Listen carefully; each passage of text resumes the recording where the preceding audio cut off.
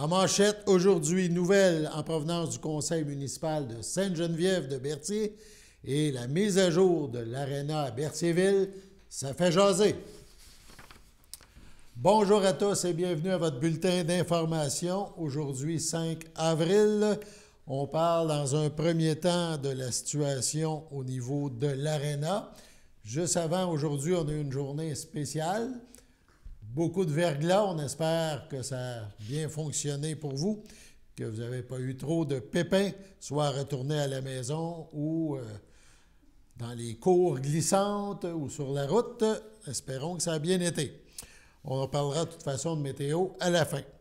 Donc, le sujet de la mise à jour de l'aréna à Berthierville, ça fait couler beaucoup d'encre et une pétition a même été lancée sur le site pétition.com pour inciter la population à se prononcer pour cet investissement majeur de la part de la ville de Berthierville. On rappelle qu'on parle d'un investissement possible dans l'ordre de 12 millions de dollars. Si on regarde bien sûr la pétition que vous voyez maintenant à l'écran, je crois. Oui, voilà. Donc, c'est en faveur du projet de rénovation de l'aréna à Berthierville. On sollicite dans cette pétition l'appui des gens afin d'aider à aller de l'avant avec ce qu'on appelle un beau projet de mise à niveau de l'aréna à Berthierville. L'auteur de la pétition est Martin Saint-Jean. Il mentionne qu'avec ce projet, c'est toute la région qui pourra bénéficier d'installations de qualité supérieure. On rappelle aussi que tout le projet sera expliqué par le conseil municipal de la ville de Berthierville le 11 avril à la polyvalente, à l'auditorium de la polyvalente Pierre de Lestage à 19h30. Donc, c'est un dossier fort important parce que c'est un emprunt possible pour la ville de 12 millions de dollars. Ce que M. Saint-Jean, l'auteur de la pétition, écrit dans son libellé, c'est que vous nous aidez à appuyer ce projet qui pourra changer la vie de plusieurs jeunes, écrit-il.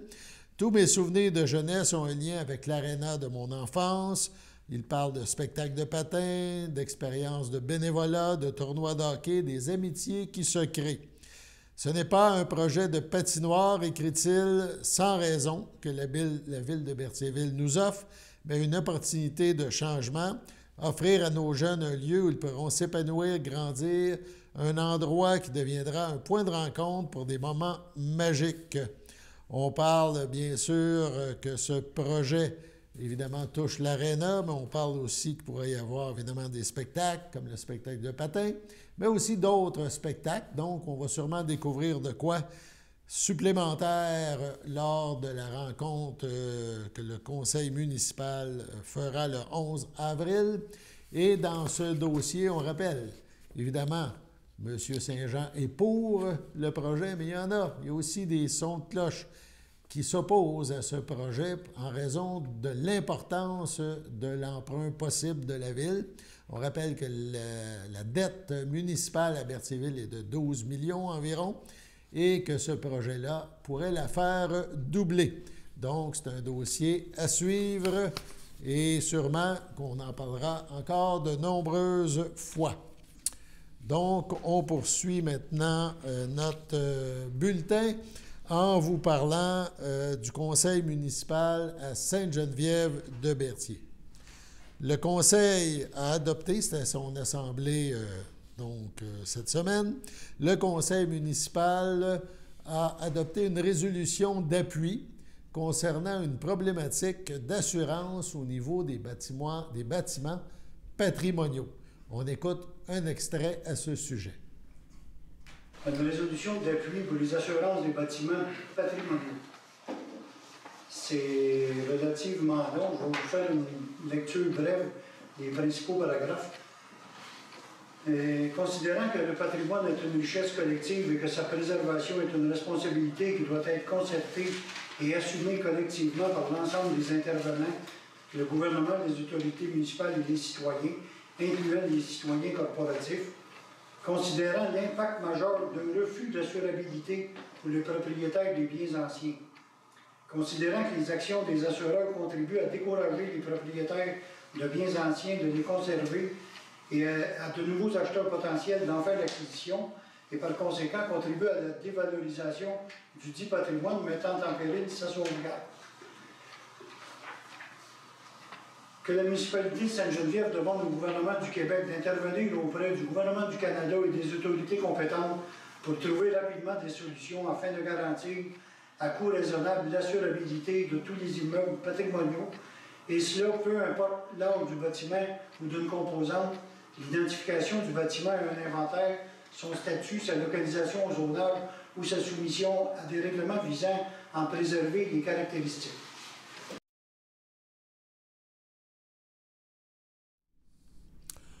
Lors de cette même séance, il y a eu confirmation d'embauche, l'embauche de Mme Michèle Beaudoin. On écoute un autre extrait. L'embauche permanente de Mme Michèle Beaudoin. Michèle Beaudoin est avec nous depuis 6 mois, maintenant complétée. Elle est entrée, je pense, début septembre. Sa période de probation est complétée. On est très satisfait de son rendement. Tout le monde est d'accord. Et on a trouvé une petite perle à la réception. On est bien content de son travail. Donc, la résolution, c'est pour embaucher Mme Michèle Beaudoin à titre de secrétaire réceptionniste de façon permanente, à raison de 32h30 par semaine. Qu'elle bénéficie des avantages tels que mentionnés à la politique de traitement du personnel de la municipalité et que Mme Beaudoin bénéficie de 2 semaines de vacances annuelles. Au niveau des travaux publics, il y aura des travaux sur la Grande Côte. On parle aussi d'achat d'un VTT, d'achat de lumière de rue et de l'agrandissement du garage municipal. On regarde un autre extrait. En 5.1, l'adjudication d'un contrat pour les travaux Grande Côte.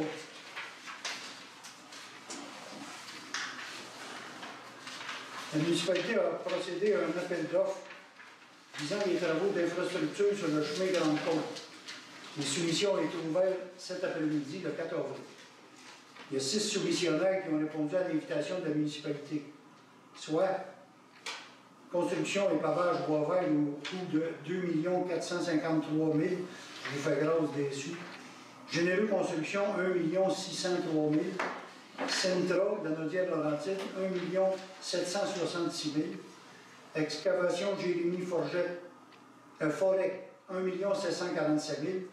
BLR Excavation, 1 678 000. Et Construction Moka Incorporée, 1 599 75 et 18. Toutes les taxes applicables sont incluses. Le rapport d'ouverture des soumissions reçu par la firme GBI en date du 4 avril, confirmant que toutes les soumissions déposées sont conformes aux demandes de la municipalité. La recommandation de la firme GBI Expert Conseil à l'effet de retenir la soumission déposée par l'entrepreneur Construction Moka. La municipalité a octroyé un contrat des infrastructures du chemin de Grande-Côte au montant de 1 599 75 et 18 à l'entrepreneur Construction Moka.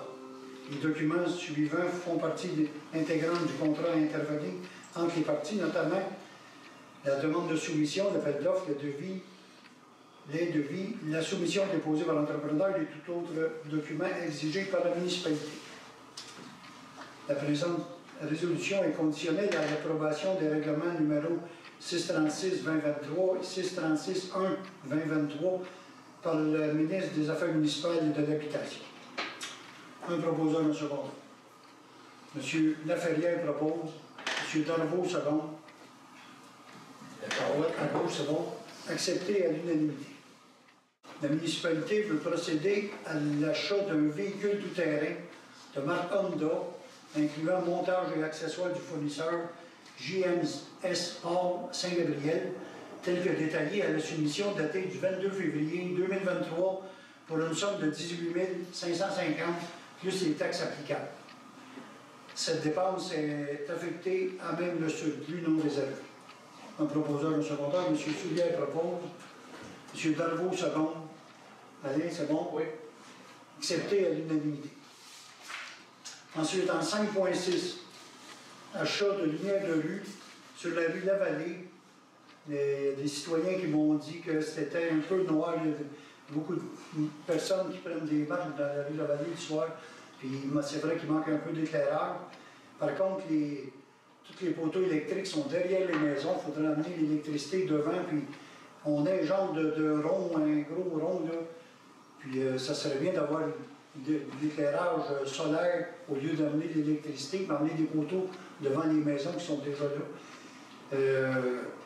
On voudrait acheter 2 lampadaires. Il y a 2 ronds sans dans le salut de la Vallée.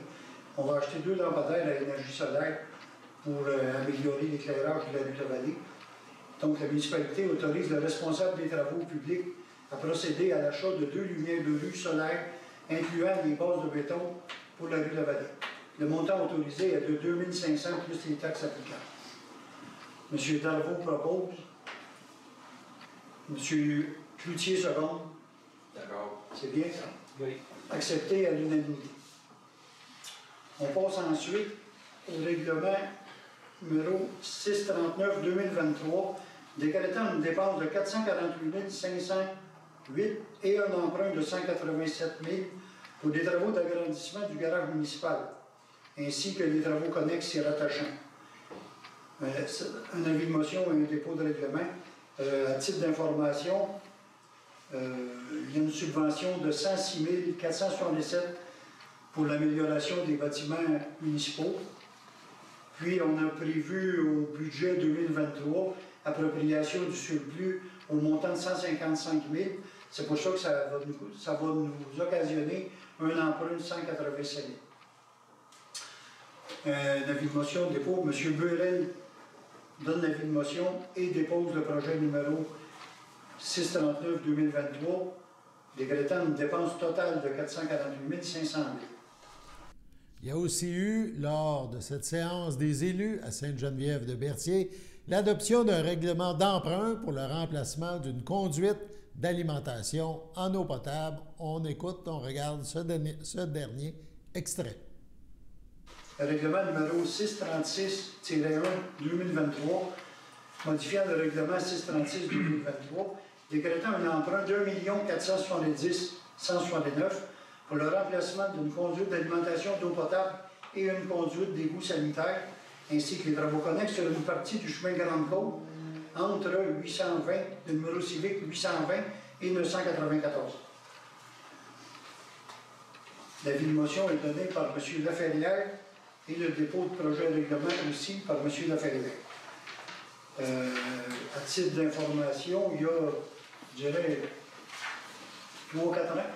3 ou 4 ans, on a refait les égouts et l'aqueduc à partir de l'usine de filtration de Berthierville, aller jusqu'à De Grand Prix. C'est ça. Là, on repart de Grand Prix, puis on fait jusqu'où il y a des égouts. M. Chaput, je pense qu'il demeure au 994. On fait le reste de Grande-Côte, parce que la dernière fois qu'on a passé une caméra dans le tuyau d'aqueduc, je pense qu'il y a un tuyau de 12 pouces, si ma mémoire est bonne, puis on a passé une caméra, il restait à peu près 4 pouces. Ça a 60 ans, c'était vraiment dû. Puis il y a une belle subvention de la TEC, sur la taxe sur l'essence, qui est pas loin de 1 million 130 000. On va tout mettre la subvention de la TEC sur cette dépense du réseau d'aqueduc et d'égout de Grande-Côte. 1 135 881. Merci, M. Laferrière, c'est dans votre compte. Sur ce, allons à la pause. Chers téléspectateurs, vous êtes cordialement invités le samedi matin dès 9h30 à notre bingo télédiffusé de nos studios de Berthierville. Depuis plusieurs années, nos adeptes de la télévision régionale se sont divisés un montant de 600 $, disponible chaque semaine lors de notre joute de bingo à CTRP. Un amical animateur et ses joyeux compères, dont un technicien et 2 bénévoles, partagent tour à tour cette émission dans le but de vous agrémenter durant 60 minutes. Un moment de plaisir qui pourrait s'avérer payant pour vous. Vous pouvez donc vous procurer les cartes de jeu chez les dépositaires participants et j'ai nommé à Berthierville, le dépanneur Formule 1 et le garage Pétroté, sur la rue Gilles Villeneuve, le marché IGA Extra sur la rue Gabrielle-Brissette, le marché Métro sur la rue Notre-Dame et la pharmacie Proxime sur la rue Frontenac. À Saint-Ignace-de-Loyola, le dépanneur Esso sur la rue de la Traverse et le marché Aldo sur le rang Saint-Michel. C'est donc un rendez-vous hebdomadaire chaque samedi matin dès 9h30 sur les ondes de CTRB, votre télévision régionale et communautaire, maintenant en haute définition. On vous attend donc en grand nombre et toute l'équipe vous souhaite bonne chance. Si vous voulez participer aux activités offertes au groupe d'entraide en santé mentale Berthier-Lavaltrie L'Envol, plusieurs options de transport gratuit vous sont offertes. Le covoiturage, le transport avec un bénévole du CABA ou le transport adapté. Le territoire desservi, Berthier, Saint-Cuthbert, Saint-Norbert, Sainte-Élisabeth, Les Îles, Sainte-Geneviève, Lavaltrie, Lanoraie et Saint-Barthélemy. Contactez-nous pour plus d'informations.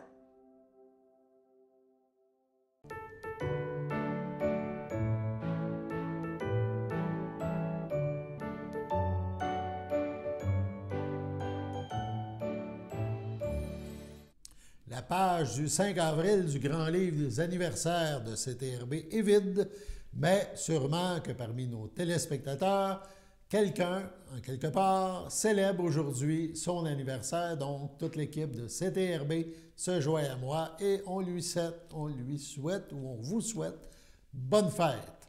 Donc, on se reprend demain pour la suite de nos anniversaires. CTRB vous présente maintenant la réaction du député de Berthier-Masquinongé, Yves Perron, suite au dépôt du budget fédéral. C'est la semaine dernière que ça a été déposé. Donc, on écoute le député Perron à ce sujet. C'est question de budget. Tu sais, là, il y a eu beaucoup de critiques encore, je crois, qu'il y a beaucoup d'argent dépensé. Tu sais, là, c'est comme un puits sans fond. C'est un petit peu ça que vous avez ressenti encore au Bloc québécois, hein? Ça dépend c'est sur quoi, je vous dirais.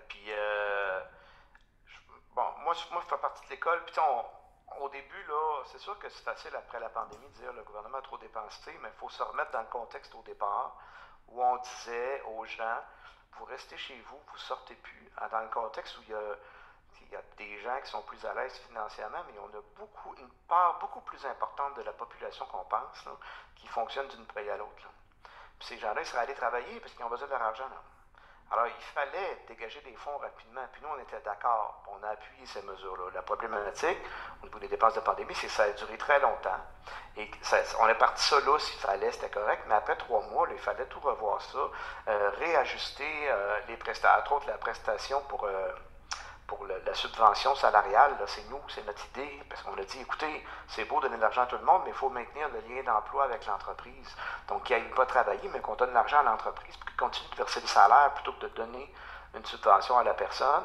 C'est des choses de genre d'exemple qu'on a apporté. On a fait d'autres recommandations pour les sommes qui étaient données aux étudiants qui n'ont pas été suivies nécessairement, mais qu'il fallait que ce soit graduel, puis pas pénaliser trop rapidement les montants.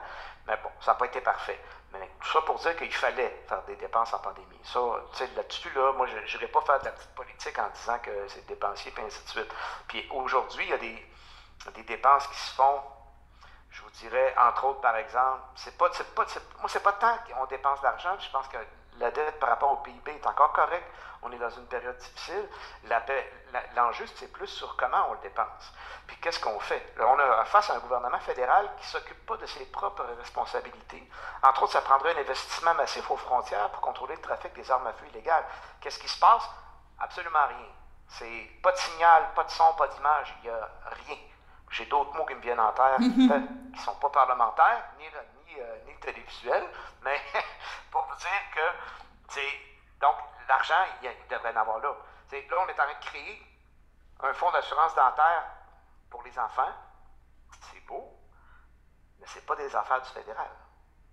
Et au Québec, on en a déjà un régime d'assurance dentaire. Les gens qui nous écoutent, là, je vous informe de ça, là. Il y a un régime d'assurance dentaire pour les enfants au Québec. Il n'est pas parfait. On pourrait l'améliorer si le fédéral décide de nous donner notre argent, parce que c'est notre argent qui est là. puis qu'on peut améliorer les services qu'on donne. Là, plutôt que d'avoir nos transferts en santé, vous savez que le Québec demandait 6 milliards, on en a reçu un seul. Donc, il y a des secteurs où moi, je voudrais que le fédéral dépense plus, vous suivez bien mon idée, là. Donc, les transferts en santé, c'est important. Puis, à la place d'aller créer un régime dentaire, d'assurance dentaire pour faire plaisir au NPD, la plupart des députés n'ont pas compris dans quel Parlement ils siégeaient, là. J'invite ces gens-là à aller se présenter dans les parlements de leurs provinces respectives, là, parce que les soins de santé, c'est là que ça se passe. Là, puis les questions sociales, c'est là que ça se passe. Le fédéral, il règle d'autres choses. Puis le fédéral, il reçoit trop d'impôts par rapport à ses responsabilités. Il doit transférer les sommes aux provinces. Donc là, à place de recevoir nos sommes pour la santé, le fédéral crée un régime d'assurance dentaire que les Québécois vont payer pour les autres provinces sans se faire compenser. Parce que nous, on en a déjà un qu'on se paye. Voyez-vous le cercle vicieux? Oui. Et quand je vous parle, vous allez dire, bon, encore un discours de séparatiste, mais c'est quotidien les rappels là-dessus. C'est que le Québec est à l'avant-garde là-dessus. Dans les garderies, on a réussi à l'avoir, le droit de retrait avec pleine compensation. On est content. Fait qu'on veut la même chose avec le soin de régime dentaire. Droit de retrait du Québec avec pleine compensation, puis on améliorera notre régime, où on mettra de l'argent dans le restant du système de santé. Mais ça relève du Québec. Fait que je m'écarte un peu. Là, Non, mais c'est bien, non, j'ai pas de problème. C'est une autre dépense, mettons, là, que je dis, moi, on dépense pas trop nécessairement. Là. Comment ça se fait qu'on maintient actuellement, j'arrive là d'une cabane à sucre avec la Société des retraités, l'Association des retraités, là. Comment ça se fait qu'on laisse les gens de 65 ans et plus dans la pauvreté aujourd'hui, puis que tout le monde accepte ça, il n'y a pas personne qui crie. Ça, s'il y a quelque chose de révoltant, c'est bien ça, là. Là, le gouvernement décide d'augmenter la pension DS à partir de 75 ans seulement. Là, le signal là-dedans, c'est, ben, si vous manquez d'argent, allez travailler. Mais c'est pas tout le monde à 65 ans qui est capable d'aller travailler. Des gens, c'est pas tout le monde qui a eu la même chance d'avoir un milieu familial qui leur permettait d'aller à l'école, d'avoir un emploi. Des fois, les gens ont travaillé très fort physiquement, sont maganés. Il y a des gens qui sont malades. Ces gens-là, on les condamne à la pauvreté parce que le gouvernement n'a pas l'efficacité, la lucidité, je dirais, le courage d'adopter des mesures qui incitent à l'emploi et de traiter correctement ces personnes âgées. Ce qu'il faut faire, c'est d'augmenter la pension de vieillesse à partir de 65 ans. Puis si on veut que les gens de 65 ans et plus qui veulent travailler continuent, c'est bien correct, c'est une bonne idée, mais faites-leur payer la moitié d'impôts. Ils en ont payé toute leur vie, des impôts. Peuvent-ils avoir une pause? Je me choque tout le temps quand je parle de ça. Non, c'est correct. Parce que je te comprends. je suis encore en train de me choquer, mais c'est parce que là, je n'ai pas besoin de me choquer avec vous, là, mais non, vous comprenez l'idée, là. Fait que, tu sais, moi, on vous dit, bah, on dépense beaucoup, ça, oui, c'est sûr qu'il faut être rigoureux, puis il faut faire attention dans les dépenses qu'on fait. Il y a certains points de dépenses qui pourraient être réaffectés ailleurs, mettons. Puis moi, ce ne serait pas tant d'en les réduire que de les faire mieux. Et à la défense aussi, là, les gens oublient là, que la Russie, c'est le pays voisin du Canada par le nord. Oui. Il n'y a personne qui en parle. Mais comment ça se fait que le Canada n'affecte pas 2 de son PIB à la défense comme tous les autres pays de l'OTAN? On n'est pas encore là. On est quelque part autour de 1,25 là. Mais c'est la demande. C'est pas des dépenses extravagantes d'assurer notre défense. Là. Il y a un an, là, on avait des débats entre des communes, puis on apprenait que l'armée était même plus capable d'acheter des bottes à ses soldats. Ils disaient, allez vous en acheter, rapportez-nous le reçu, parce qu'il était trop désorganisé. Tu sais, mais c'est ça que je veux dire. Il y a des places, ça prend des ressources maintenant. Ouais, fait que c'est beau de dire on dépense trop, là, mais faites attention au discours conservateur, mettons. C'est juste ça que je veux dire. OK, bien parfait. Non. Question, est-ce que le Bloc a l'intention de l'appuyer le budget ou de... C'est clair que non. Ça fait longtemps qu'on le sait, parce que nous, on maintient nos principes. Puis nous, on avait mis 3 conditions. On avait dit, vous augmentez les pensions à partir de 65 ans, vous donnez les transferts en santé qui correspondent aux besoins des provinces et du Québec, puis vous faites une réforme de l'assurance-emploi. En passant, la réforme de l'assurance-emploi que ce gouvernement-là promet depuis 2015, puis ils n'ont rien foutu encore dans ce dossier-là. Tu sais, à un moment donné, là, si on est en 2023, là, est-ce que vous allez le faire ou vous le ferez pas? Là, on se retrouve avec des gens qui perdent leur emploi, puis qui se retrouvent dans la misère, puis on est obligé de traiter nous autres comme bureau de députés, de travailler pour faire débloquer les dossiers parce que ça ne fonctionne pas bien, puis les gens ne sont pas éligibles parce qu'ils ont passé une semaine. C'est hyper complexe. Ça prend une refonte en profondeur de ce programme-là. Fait que nous, on a mis des conditions. Ces conditions-là n'ont pas été respectées. Donc, on vote contre le budget. Sur ce, allons à la pause.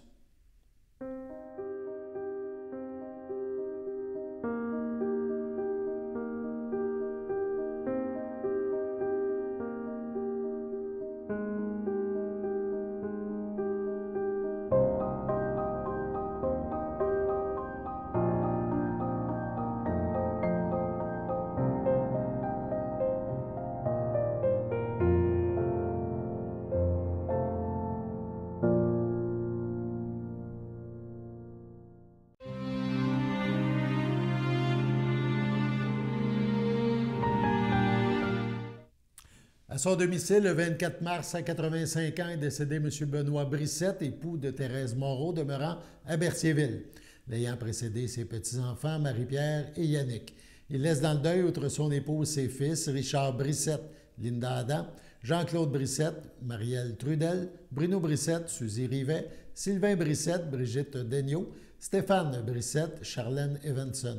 Ses petits-enfants, Jean-François, Tommy, Jonathan, Caroline, Samuel et Laurence. Son frère, ses beaux-frères et belles-sœurs, Michel Brissette, Pierrette Gadoury, Robert Champagne, feu Cécile Brissette, Claude Moreau, Jeanne d'Arc Bacon, André Moreau, Marie-Anna Paquin, ainsi que plusieurs neveux, nièces, autres parents et amis. La famille vous accueillera vendredi 7 avril dès midi au complexe funéraire Thériault, rue Notre-Dame à Berthierville. Suivra un hommage à la chapelle du complexe à 14 h. Au CHDL Champlain-le-Château, le 20 mars, à l'âge de 100 ans, est décédée Mme Claire Gendron, fille de feu Romuald Gendron et de feu Lauréat Brissette, demeurant à Berthierville. L'ayant précédée, Muguette Bernard. Elle laisse dans le deuil ses neveux, Guy Gendron, José Fournier, François Gendron, René Guertin, ainsi que leurs enfants.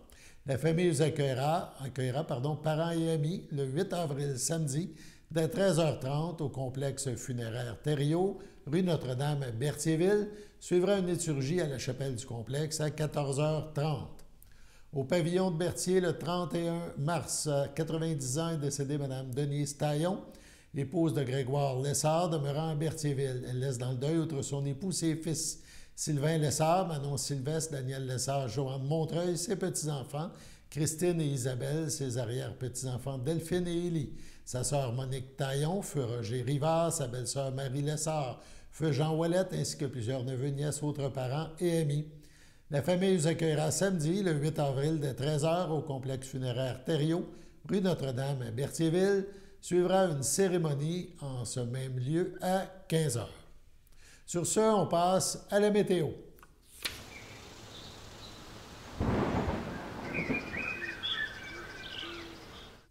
Donc, météo pour aujourd'hui, pour le reste de la journée, en ce soir, pluie verglaçante qui se poursuit aux alentours de 0, ressenti -6.